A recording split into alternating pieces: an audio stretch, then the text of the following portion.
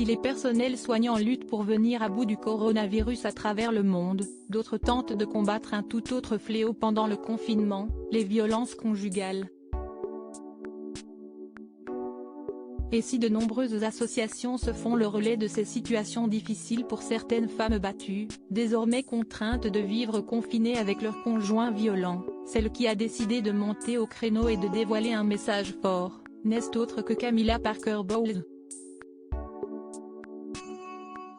La duchesse a fait le choix de ne pas évoquer la santé du prince Charles dans sa dernière prise de parole mais de mettre en avant la santé et la vie de tous.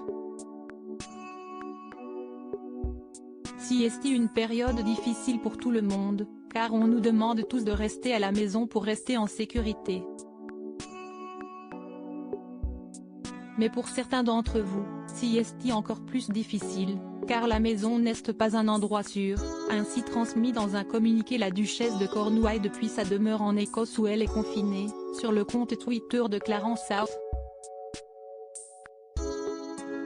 En plus de ce message, l'épouse du prince Charles a ajouté des consignes et des numéros à contacter en cas de danger immédiat, ou non, et se fait également le relais de l'association Safe et Live, qu'elle soutient depuis 2016.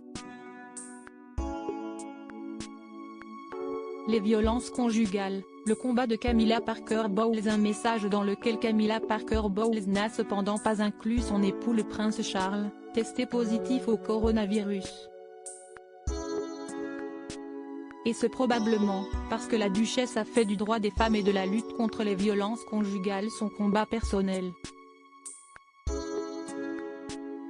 Un combat qui n'est cependant pas anodin pour la duchesse qui confiait justement en février dernier qu'elle avait dans son entourage, une personne qui a été victime de violences conjugales.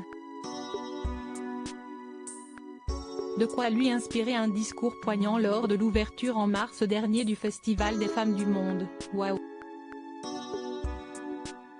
Je trouve presque impossible de penser qu'une de mes amies pouvait vivre sous cette horrible menace, sans que je le sache, mais si est-il le pouvoir du contrôle coercitif et de la violence à la maison, avait-elle commencé, dénonçant ce silence corrosif qui laisse aux femmes, aux enfants et aux hommes le fardeau de la honte.